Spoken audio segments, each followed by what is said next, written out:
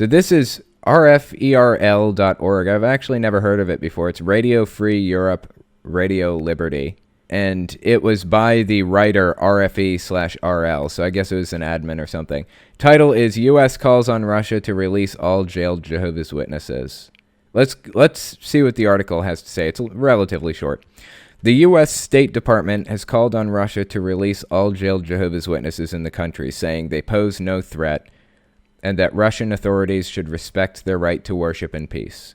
U.S. State Department spokeswoman Morgan Ortagus issued the call on Twitter, saying Washington was disturbed and dismayed by a 6-year prison sentence given recently to Sergei Klimov, a Russian member of the religious group.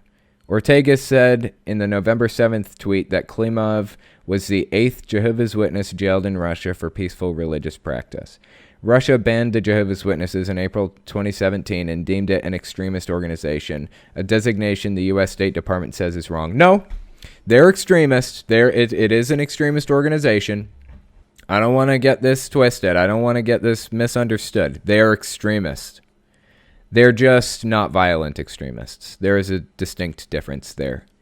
And as far as I'm concerned, as long as you're following the laws and you're nonviolent, you have the right to exist.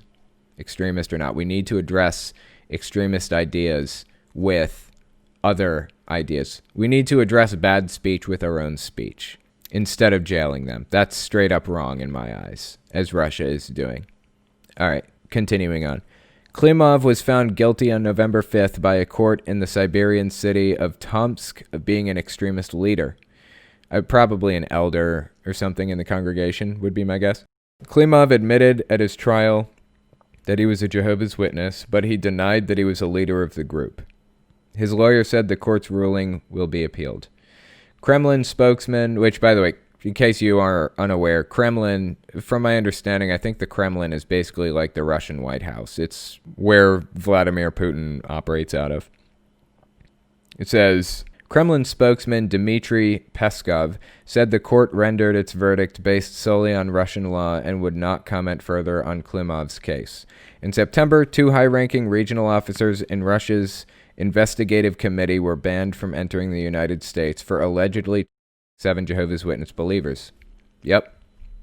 The religious group said in September that 251 of its members faced criminal charges. Of those, 41 were either in pre-trial detention or prison. 23 were under house arrest, and more than 100 had their freedom restricted. The Moscow-based Memorial Human Rights Center has recognized 29 Jehovah's Witnesses charged with or convicted of extremism as political prisoners.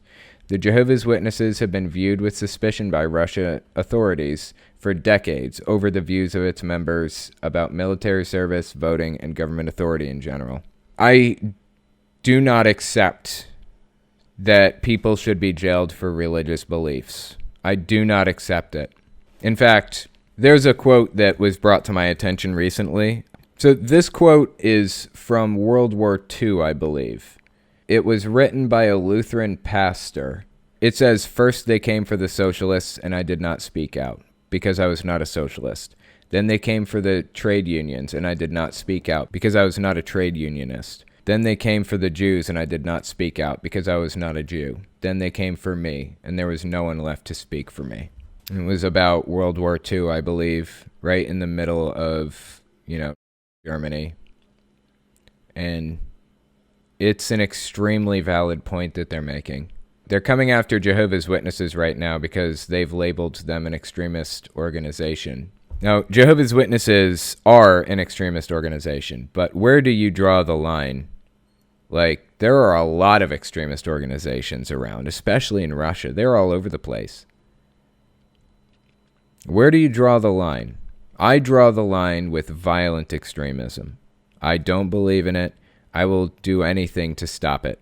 It is an unacceptable state of society to have violent extremists. But here we have Russia just labeling this group extremist and outlawing them and arresting them and them. It's not good. And look what's happening. We've got articles being written by random media networks talking about Jehovah's Witnesses and putting them in a positive light when it's really a toxic, bad organization. that needs to be held accountable for the terrible things that they do to the members and to society. And they're getting sympathy because Russia is jailing them. That's what happens when you do something wrong to somebody. When you commit an atrocity of some sort, suddenly everybody forgot about what Jehovah's Witnesses were doing that was wrong. And now they're talking about what Russia's doing that was wrong to Jehovah's Witnesses. They've turned them into victims because they are victims in this case. Jailing Jehovah's Witnesses is the wrong way to go. It's not just the regular old members. It's the wrong way to do this. And it's hurting our cause. So I just felt like I needed to cover that. I felt like I needed to talk about it. Because I don't want anybody who's watching to get the wrong impression that I am in favor of the Russia ban. I am not.